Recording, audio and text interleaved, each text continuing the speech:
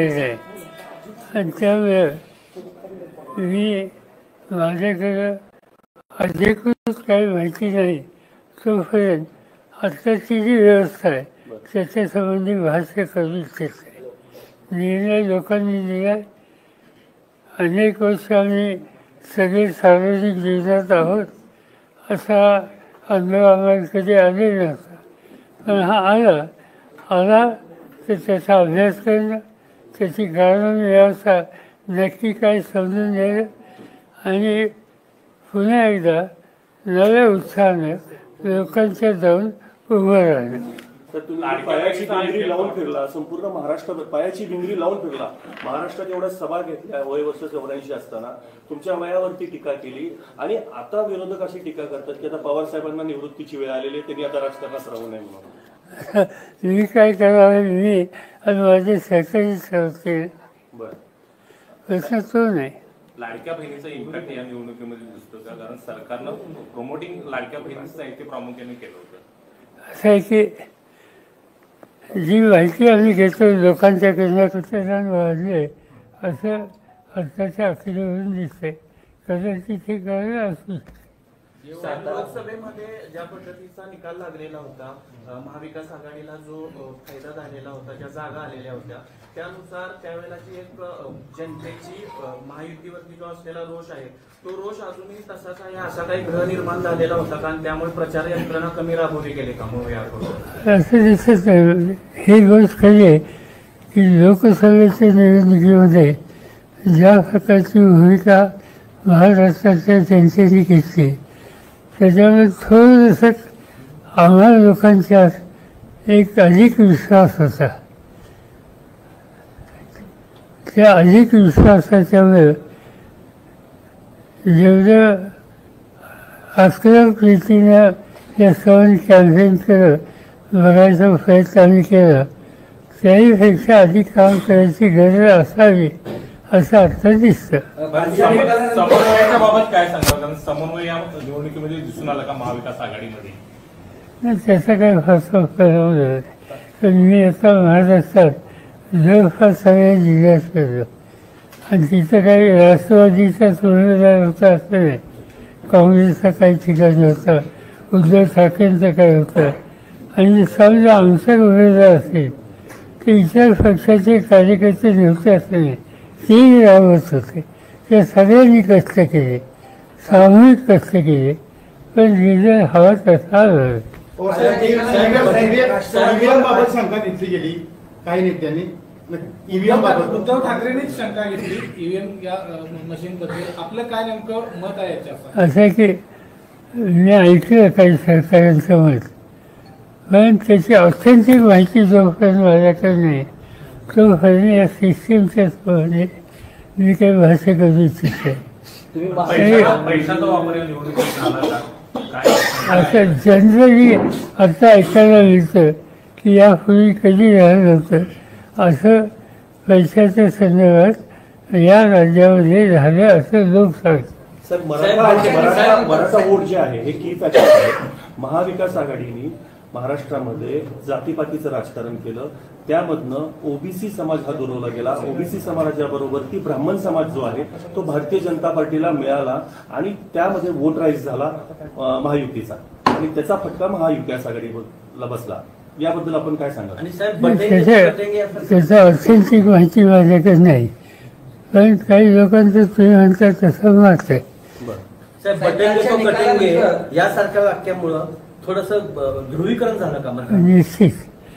निश्चित हे जे उत्तर प्रदेशचे मुख्यमंत्री त्यांनी जे भाष्य केलं त्याच्यामागं ध्रुवीकरण व्हावं असा दृष्टिकोन फायमाफेशी दिसतो.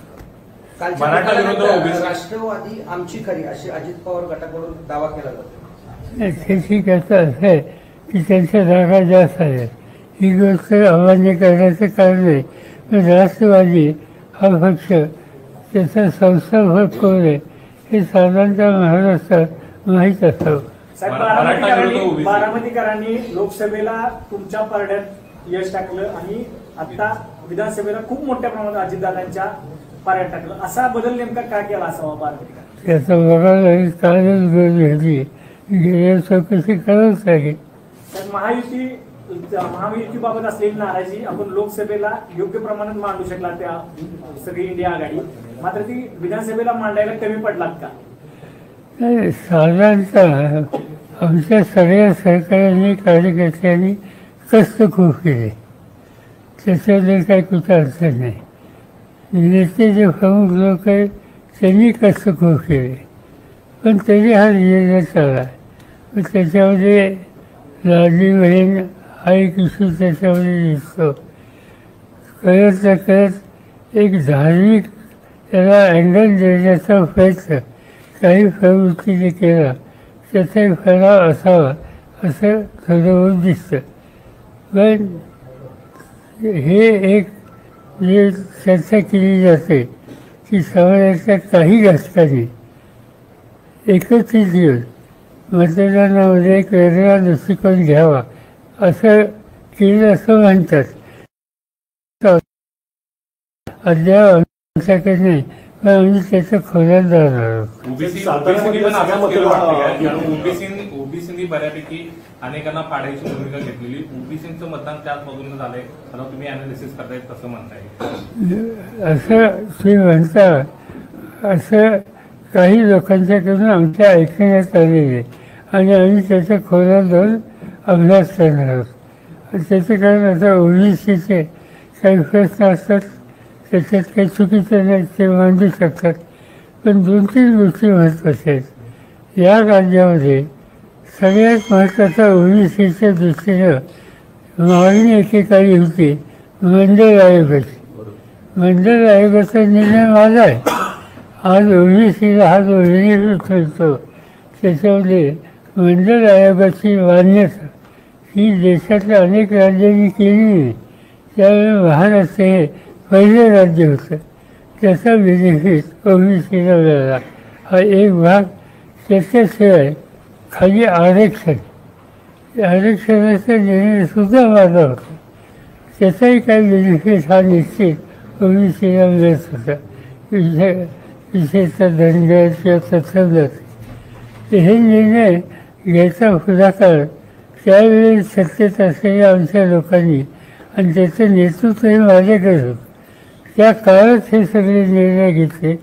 त्यामुळे ओबीसीच्या मनात आम्हा लोकांच्यातली काही वेगळी भावना असावी असं जर कोणाला वाटत असेल तर ते आमच्या मनात होतच नाही.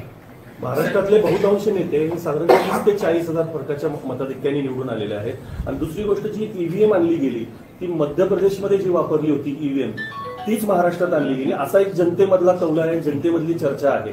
तर या बाबतीत काय तथ्य असेल असं वाटतं आपल्याला? काय ज्याची माहिती ऑथेंटिक माझ्याकडे नाही. काही लोक म्हणतात गुजरातवरून आले, काही म्हणतात मध्य प्रदेशवरून आले, पण त्याचा परिणाम याच्यात आहे ह्याच्यात भाष्य करण्याची माहिती असतं माझ्याकडे नाही. अशा बाबतीत न्यायालयात आपण जाणार आहात का? महाविकास आघाडी न्यायालयात जाणार आहात का? आम्ही काय त्याचा विचार केलेला नाही. राज ठाकरेंचा एकही उमेदवार निवडून आला नाही. ठीक आहे, सध्या एकीला आमची राहत आहे. आम्ही कधी किंवा विरोधकांसुद्धा आमच्याबद्दल राहायची कधी अपेक्षा केली नव्हती किंवा स्वतःबद्दल सुद्धा इतक्या जागा दिसेल असं त्याने वाटत नव्हतं, पण झालेली आहे.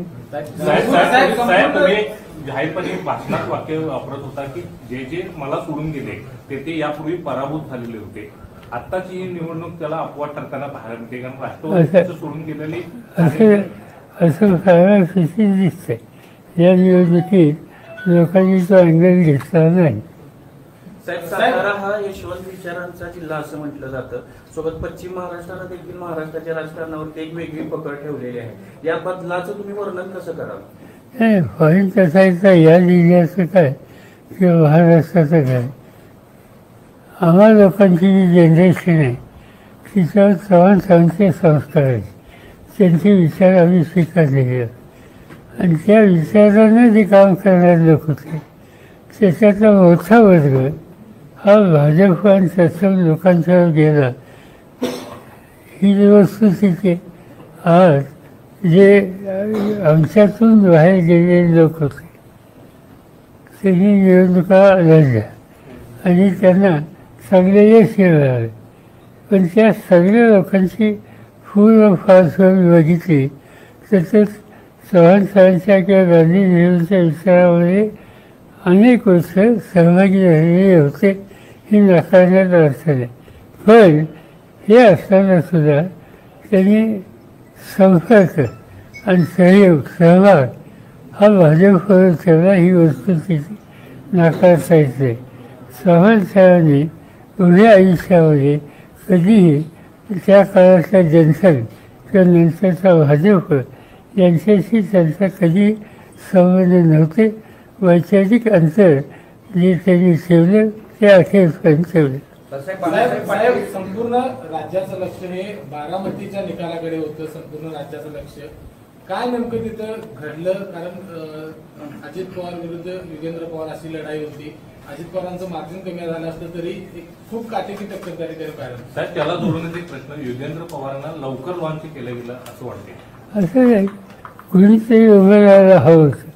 त्या मतदारसंघ त्याचा वादा डायरेक्ट सांगून उद्या तिथे उमेदवारच उभा केला नसता तर महाराष्ट्रात काय मेसेज गेला असता. त्यामुळे कुणीतरी निवडणूक लढवायची गरज आहे. आणि आम्हाला माहीत होतं की ही काही तुलना होऊ शकत नाही दोघांची.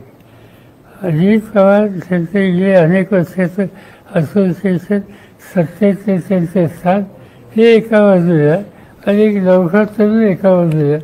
त्यामुळे आम्हाला त्याची कल्पना नव्हती. तुम्ही तुमच्या आयुष्यात आतापर्यंत बरेच धक्के सहन केलेले आहेत आणि बऱ्याच धक्क्यातनं परत सावरलाय. पक्ष फुटले, पक्षातनं परत नवीन निर्मिती केली, परत तुम्ही लोकांमध्ये गेला आहात. हा कितपत तुमच्या आयुष्यातला मोठा धक्का तुम्ही मानता आणि या धक्क्याला सावरण्यासाठी पुढची शरद पवारांची रणनीती महाराष्ट्रासाठी काय असणार? निकाल काल लागला, काल हा निकाल काल झाला. आज मी कराडमध्ये आहे. तुम्ही कायम सातारा जिल्ह्यामध्ये असता असे अनेक धक्के प्रश्न विचारले आपल्याला. हा निकाल सगळ्या लागल्यानंतर सुद्धा एखादा घरी वाचला असता. मी काही घरी वाचला नाही. मी पुन्हा एकदा जी तरुण पिढी आम्हा लोकांचं काम करू इच्छिते त्यांना या सगळ्या निर्णयाचा अनुभव घ्यायचा कधी त्यांना असा सोसावा लागेल याचा अनुभव त्यांना कधी नव्हता. आणि त्यामुळे त्यांचा एक आत्मविश्वास वाढवला पाहिजे. पुन्हा एकदा नव्या लोकांनाही कर्तृत्वानं पिढी उभी केली पाहिजे याच्यासाठी लक्ष केंद्रित करणं हा माझा कार्यक्रम आहे. त्यांचा लगेच दुसरा दौरा म्हणजे पुढच्या विधानसभेच्या निवडणुकीची तयारी समजायचं. म्हणजे लोकसभा आहे, त्याच्याची जिल्हा परिषद आहे, पंचायत संस्था आहेत, स्थानिक संस्था आहेत. कारण नसताना कराड उत्तरमध्ये यशवंत विचारांच्या नागरिकांना, मतदारांना बाळासाहेब पाटलांचा झालेला पराभव मान्य आहे. कुठलंही कारण नसतं. नाही, साधी गोष्ट आहे. आता बाळासाहेब इथं बसले म्हणून मी सांगतो असं नाही. सार्वजनिक जीवनात बाळासाहेब म्हणजे एक स्वच्छ चारित्र्याचा नेता. एक. नंबर 2 लोकांसाठी प्रचंड असोसिएशन. नंबर 3 सरकारातल्या किंवा ज्या संस्था चालवतात ते इतक्या निर्मळ संस्था आहेत. आता सह्याद्री सरकारी साखर कारखाना महाराष्ट्रातले जे उत्तम चालणारे कारखाने ज्यांचा व्यवहार अतिशय उत्तम आहे, कुणी होऊ शकत नाही, असं सगळे असलेल्या व्यक्तींना असं मतदानात फरक अंतर करावं हा आमच्या सरकारचा धक्काच आहे. इकडं आज आला असताना दुसऱ्या बाजूला राज्यामध्ये सरकार स्थापन करण्याची गडबड सुरू आहे. तुम्ही या सगळ्या गोष्टीकडे कशा पद्धतीने बघता? आणि मुख्यमंत्री म्हणून देवेंद्र फडणवीस मी पुन्हा येईन म्हणले होते ते कसे येतील की एकनाथ शिंदेचा चेहरा ब्रँडिंग केला होता? मी सांगू शकता असं आहे की त्यांच्याकडे 230 का 200 किती इतकी प्रचंड वेळ जाते. त्यामुळे त्यांना काही चिंता नाही. त्यांनी बसून निर्णय घ्यायचा ते निर्णय आज उद्या काहीतरी घेते. तुमची बैठक काही महाविकास आघाडीची बैठक होणार आहे का? आज तुम्ही कराडमध्ये आहात, पृथ्वीराज चव्हाणांची तुम्ही काय भेट घेणार आहात असं काय आहे? आज उद्याच्याला आमच्या जे उमेदवार निवडून आले ते आणि ज्यांचा पराभव झाला आमच्या त्यांची बैठक उद्या जयंतराव पाटलांनी बोलवली. उद्या आमदारांची 10 आमदारांची आणि परवाच्या दिवशी सवन जे आमचे उमेदवार होते ते आणि त्या जिल्ह्याचे जिल्हा अध्यक्ष यांची बैठक जयंत साहेबांनी बोलवलेली आहे. पार्लमेंटचं काम उद्यापासून सुरू होतं आहे, पण या दोन्ही बैठकीला मी मुंबईत थांबणार. अजित पवार गटाचे अनिल पाटील यांनी असं म्हटले की अनिल पाटील यांनी असं म्हटलेलं आहे की आता जे राष्ट्रवादी शरद पवार पक्षाचे जे आमदार निवडून आले ते अनेक आमदार आमच्या संपर्कात आहेत असं अनिल पाटील म्हणाले.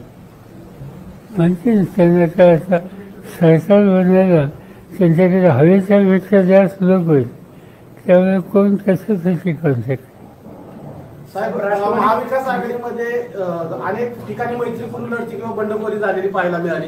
कुठेतरी एक वाक्यानंतर याचा फटका बसला असं वाटतंय का? नाही, अनेक ठिकाणी होतं, काही ठिकाणी होतं, त्याचा काही फरक फारसा झाला. सर, महायुतीकडनं स्पेसिफिक भारतीय जनता पार्टीनं मग जो प्रश्न विचारला, पैशाचा तर वापर केला, पण तुझी मीडिया मॅनेजमेंट, कॅम्पेनिंग मॅनेजमेंटचा जो प्रकार होता भारतीय जनता पार्टीकडनं, त्याच्यामध्ये कुठेतरी महाविकास आघाडी कमी पडली का? कारण का मीडियामधले वर्तमानपत्र असेल, छोटे छोटे चॅनल्स असतील, आणि युट्यूब चॅनल्स पासून महायुतीने मॅनेजमेंट केली होती, तिथं महाविकास आघाडी कुठं कमी पडली का? आम्ही कोणी त्याच्यात लक्ष घातलेलं नव्हतं, निरामीच नव्हतं. त्यामुळे एक्झॅक्टली यूट्यूब किंवा ह्याच्यामधून काय प्रेझेंटेशन झालं याची मला कल्पना नाही. साहेब, शपथविधी असेल नवीन सरकारचा 1-2 दिवसात, आपल्याला निमंत्रण आल्यास आपण जाणार. पार्लमेंटचं सेशन सुरू झालं उद्यापासून. साहेब, विरोधी पक्षनेता आता आपल्याकडे येणार नाही कारण संख्याबळानुसार, तर विरोधी पक्षनेता राज्यात असावा अशा पद्धतीची काही भूमिका असणार आहे का? हो, पण त्यासाठी आवश्यक असलेली फिगर आज अपोजिशनकडे नाही. पण सरकारनं ठरवलं तर विरोधी पक्षनेता ठरवलं तर पण असावा की नसावा वाटतं विरोधी? असा विरोधी पक्ष नेता कधी असं योग्य, पण माझा पर्सनल अनुभव आहे की मला आठवतं 1980 साली माझ्या सहकार्यांच्यापैकी आम्ही एकंदरीत 18 आमदार होतो. मी परदेशात गेलो आणि परत आलो, त्या 18मधले 52 लोक आमचं यांच्यावर गेले. मी 6 तास नेता राहिलो. त्यावेळी विरोधी पक्ष नेता नव्हता, कारण फिगर नव्हती, पण आम्ही लोकांनी प्रभावी काम केलं, पुढची निवडणूक जिंकली. साहेब, छगन भुजबळ म्हणले की राष्ट्रवादी पक्षाचा अजितदादांचाच झाला आहे, निवडून आलेल्या आमदारामुळे तो कौल मिळाला आहे आणि न्यायालयीन लढाईचा पण आता काही संबंध येणार नाही. छगन भुजबळ म्हणले आता राष्ट्रवादी पक्ष अजितदादा शेवटचं वाक्य न्यायालय कायद्याचा याचा प्रश्न सुटला असं ते म्हणले. मला माहिती आहे, असं आहे की कायदे कोर्टाचा निर्णय यापूर्वीच आहे. राष्ट्रवादी काँग्रेस पक्ष शरदचंद्र पवार या नावानं इलेक्शन कमिशन आणि कोर्टाने यापूर्वी मान्यता दिलेली आहे. तो प्रश्न आता ओपन करण्याचं काही कारण नाही. साहेब, या आलेल्या निकालानंतर येणाऱ्या काळामध्ये आपल्या पक्षामध्ये संघटनात्मक बदल करण्याचा काही विचार सुरू आहे का किंवा पाहायला मिळतील का? आता असं आहे की आमचे जिल्हाध्यक्ष आणि आमचे उमेदवार यांची बैठक 2 दिवसातच होईल. त्याच्यात या सगळ्या गोष्टीची चर्चा होईल. कारण असं आहे की याच्यानंतर आमची अशी अपेक्षा आहे की हे गव्हर्नमेंट तातडीनं स्थानिक स्वराज्य संस्था आणि बाकी इतर लोकशाही गव्हर्नमेंट त्यांच्या निवडणुका घेतील. ते जर असेल तर आपण तयारी लावल्या पाहिजे. त्याच्यात महाविकास आघाडी असेल, स्थानिक स्वराज्य संस्था निवडणुकीत एकत्र येऊन महाविकास आघाडी निवडणूक लढवेल. ती काही चर्चा अजून झालेली नाही, त्याची बैठक होणार या 2 दिवस. साहेब, गेल्या निवडणुकीमध्ये भाजपची काही फिगर कमी होती, त्यामुळे त्यांना मित्र पक्षांची खूप गरज होती. आता जवळपास ते 130च्या आसपास पुढे झाले, त्यामुळे हे मित्र पक्षांना धरून ठेवतील की त्यांच्यामध्ये देखील असंतोष निर्माण होईल, संघर्ष निर्माण होईल? एकंदर त्यांची आकडेवारी बघितली तर कुणी अस्वस्थ असेल किंवा नाराज असेल, हे नाराजी आता काही उपयोग होणार नाही. नव्वदच इतकं आहे, त्यामुळे तुम्ही शोधाशोध कधी करणार कधी असं वाटत. पृथ्वीराज चव्हाणांनी काल स्टेटमेंट केलं, 2019 साली ज्या पद्धतीने भारतीय जनता पार्टीने उद्धव ठाकरेंचा उपयोग केला त्याच पद्धतीने अवस्था अजितदादांची होऊ शकते आणि एकनाथ शिंदेची होऊ शकते येणाऱ्या काळामध्ये. एक पृथ्वीराज चव्हाणांनी अशी भीती व्यक्त केली. आता ज्या पद्धतीने नंबर्स आहेत भारतीय जनता पार्टीकडं, मला सांगता येणार नाही, त्यांच्याकडे अधिक माहिती असते. साहेब, महायुतीच्या एकत्र निवडून आलेल्या आकडेवारीबद्दल राज्यसभेवर जाण्याकरता अडचणीत असं वाटते का प्रत्येक पक्षाला? साहजिक आहे, नंबरच नाही. महायुतीकडून एक जाऊ शकतो. ते अजून चर्चाही केली नाही, कालच निवेदन आहे. आपण पश्चिम महाराष्ट्र, संपूर्ण महाराष्ट्रात प्रचार केला. या प्रचारावेळी आपणास महाविकास आघाडी विरोधात सुप्त लाट मतदारामध्ये आहे असं जाणवलं का? लोकांची नाराजी होती, आम्हाला लोकांना प्रतिसाद होता. पण हे मी जरी सांगत असो तर ते मतांच्यामध्ये कन्वर्ट होणं याच्या संबंधीची काही सांगण्यासारखी स्थिती नाही. साहेब, एकनाथ शिंदे म्हणजे की संख्याबळावरनं मुख्यमंत्रीपद आम्ही ठरवणार नाही, बसून ठरवणार, त्यात काही संघर्ष होण्याची शक्यता वाटते का? मला वाटत नाही, कारण भाजपकडे इतके 200 त्यांची किती आहे, हां, इतका मोठा आकडा आहे त्यांच्याकडे, त्यामुळे कोण त्यांच्या नादाला लागेल असं वाटत नाही. साहेब, लाडक्या बहिणींचा लाडका भाऊ म्हणजे देवाभाऊ हे नवीन चित्र महाराष्ट्रात निर्माण झालेलं आहे. लाडक्या बहिणींचा लाडका भाऊ देवाभाऊ. तुम्ही राज्याचे मुख्यमंत्री म्हणून काम केलंय, केंद्रात मंत्री म्हणून काम केलंय. या महायुती सरकारनं निवडणुकीत आश्वासन म्हणून ज्या शेतकऱ्यांसाठी योजना जाहीर केल्या, लाडकी बहीण योजना असेल, या सगळ्या योजनांचा भार राज्य पेलू शकतं का आर्थिक परिस्थितीत? असं आहे की त्यांनी त्याचा विचार केला असेल ना. आता हे जे आहे, आता लोक वाद वाटतील उद्यापासून, किंवा आता बहिणीला पुढचा हप्ता कधी मिळेल, त्याच्यानंतर लोक वाद वाटतील की विजेचं बिल आता अजिबात कधीच द्यायचं नाही, त्याची मागणी करायला कोणी येतं का काय.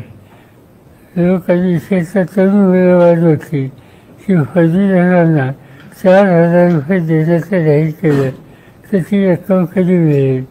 या सगळ्या गोष्टी त्याच्याकडं ज्यांना लाभ होणार आहे त्या सगळ्यांचे लक्ष लागेल आणि हे सरकार जे बनेल ते नक्कीच त्यांची पूर्तता करेल. या निकालानंतर महाविकास आघाडी एकत्रितरित्या पुढे वाटचाल करणार आहे की काही विभागणी यामध्ये होऊ शकते? आमची बैठकच झाली आहे, बैठक होईल या 2-4 दिवसात.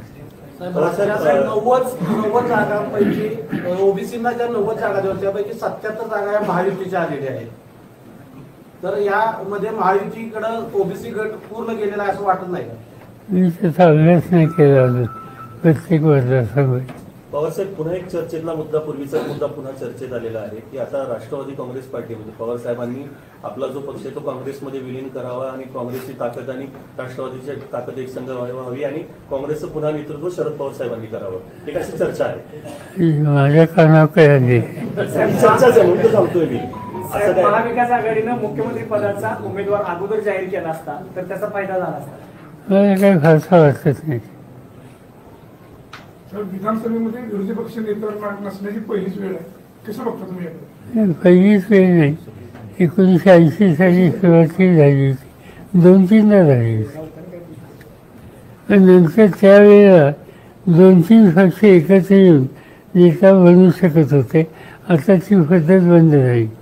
तुम्हाला आठवत असेल, एकदा एका वर्षी मी होतो, त्याच्यानंतर पुढच्या वर्षी मृणाल गोरे होत्या, तिसऱ्या वर्षी आमचे मालेगावचे काय नाव त्यांचं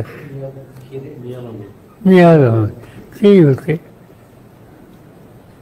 साहेब, एवढ्या वर्ष आपण राजकारणामध्ये आहात, यशवंत नगरीमध्ये आहात, असा कधी प्रसंग आलेला होता राज्यामध्ये आणि त्यावेळेला यशवंतराव चव्हाण साहेबांनी आपल्याला मोलाचा सल्ला दिलेला, असा काही किस्सा आहे का जो आम्हाला ऐकायला मिळेल? अशी वेळ त्यांच्यासोबत कधी आली नाही.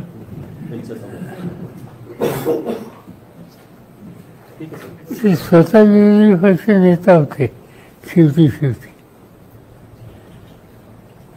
आता तुम्ही यशवंतराव चव्हाणांच्या विरोधात आहे. शेवटचा प्रश्न, काय अभिप्रेत आहे महाराष्ट्राला? अभिप्रेत असणारं राजकारण घडतंय का किंवा महाराष्ट्र त्या दिशेने जातोय काय?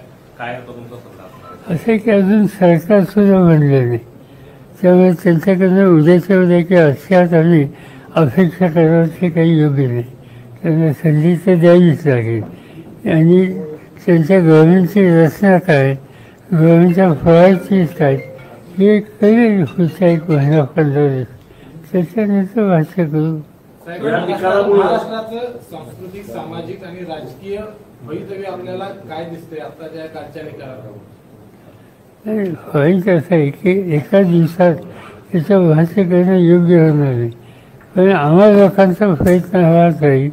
काही झालं तर महाराष्ट्राचं सामाजिक ऐक्य हे चांगलं राहिलं पाहिजे.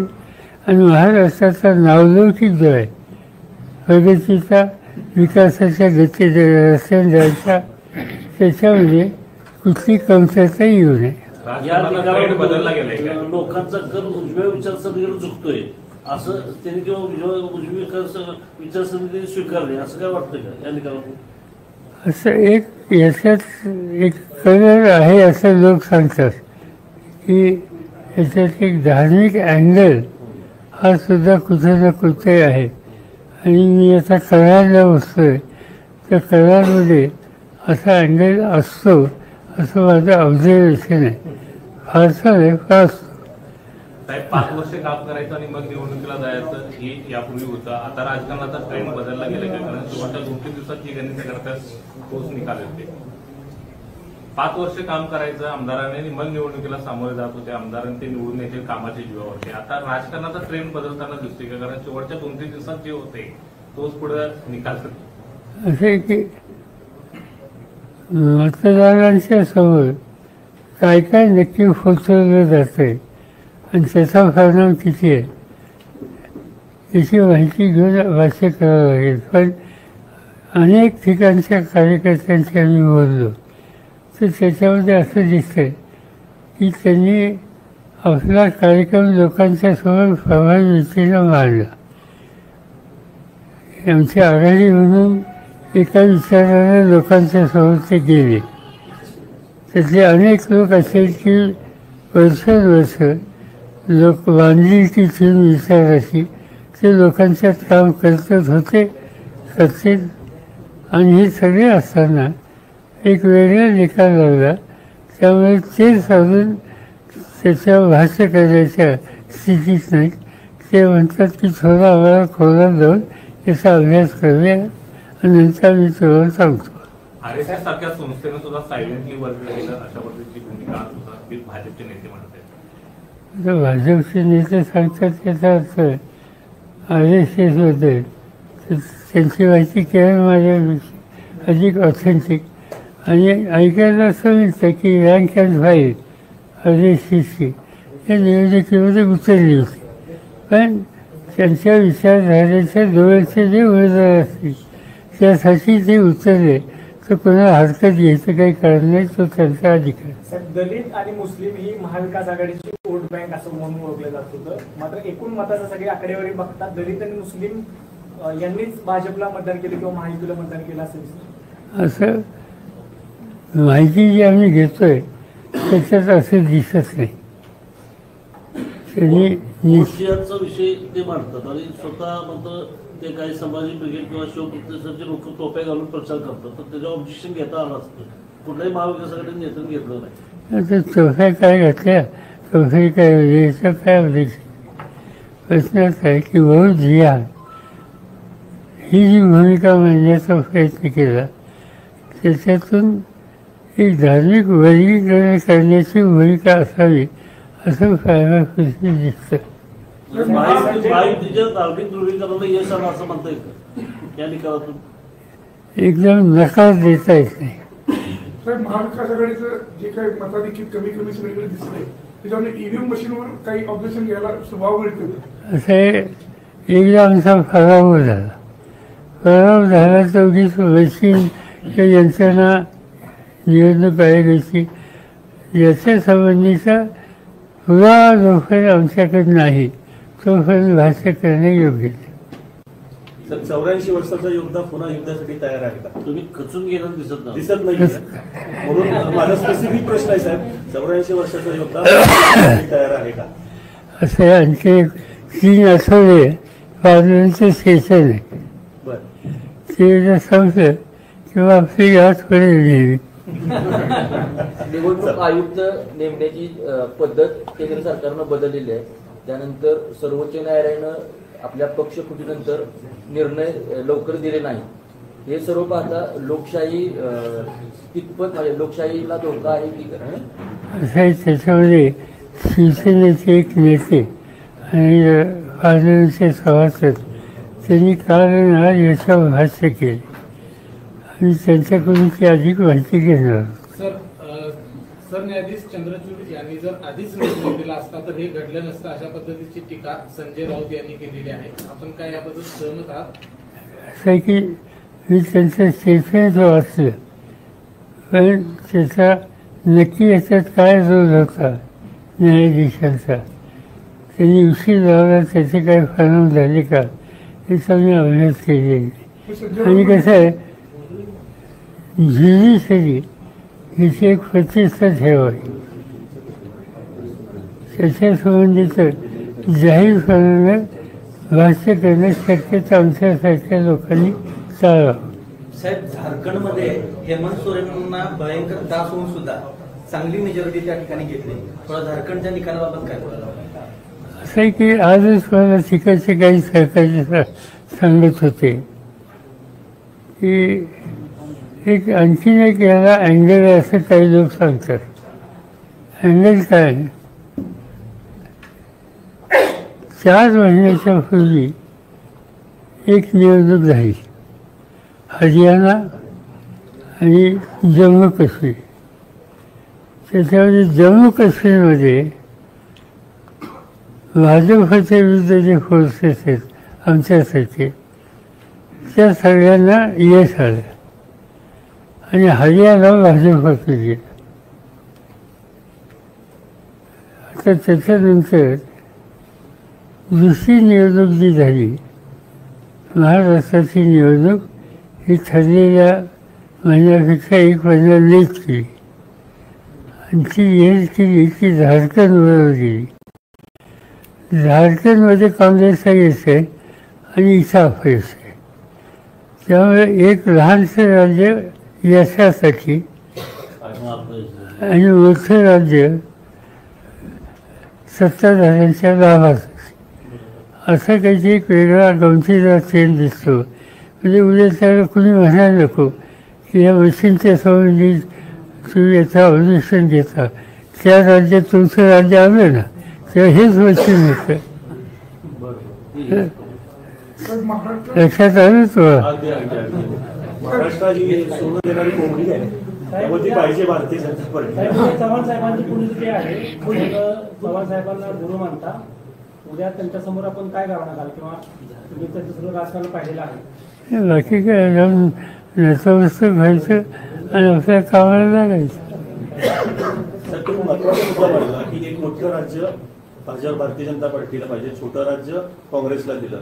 याच्या मागचं मुख्य कारण म्हणजे राहुल गांधींनी स्पेसिफिक अदानींवरती आरोप केलेला आहे आणि अदानींचा पैसा हा सगळा इथं वापरला गेला. माहिती आहे राहुल गांधींनी जे काही बोलले त्याची माहिती त्यांच्याकडे असते. उद्या आम्ही दिल्लीला जाऊ पार्लमेंटला तेव्हा कदाचित या त्यांना विचारलं.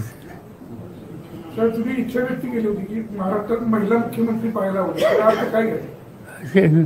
मी ह्याच्यापूर्वी भाष्य केलेलं नाही. लोकांची असेल अपेक्षा. साहेब, 99 नंतर पहिल्यांदाच सातारा जिल्ह्यामध्ये आपल्या पक्षाचा एकही खासदार नाही किंवा आमदार नाही. याकडे कसं बघते की पहिले 2 खासदार सगळे आमदार? आणि की कोल्हापूर जिल्हा इथं आम्हाला काही मिळाले. सातारा पुण्यामध्ये अर्थापैकी फक्त 1 जागा. सोलापूर सोडला तर बाकीच्या सगळ्या ठिकाणी अशी अवस्था आहे. सोलापूर एकच जिल्हा आहे, इथं आम्ही 5 लोक उभे केले होते, त्याचे 4 आले. साहेब, शिवसेना कुणाची हा जसा प्रश्न या निकालानंतर मिळाला, तसाच राष्ट्रवादी कुणाची हा देखील प्रश्न उपस्थित केला जात होता. आता या निकालानंतर तुमचं याच्यावरती काय? माझं म्हणजे याचा कोर्टाने निकाल दिलाय. कोर्टाने स्वच्छ असा निर्णय दिला की राष्ट्रवादी काँग्रेस पक्ष शरदचंद्र पवार या नावाचं त्या पक्षाला मान्यता दिलेली आहे.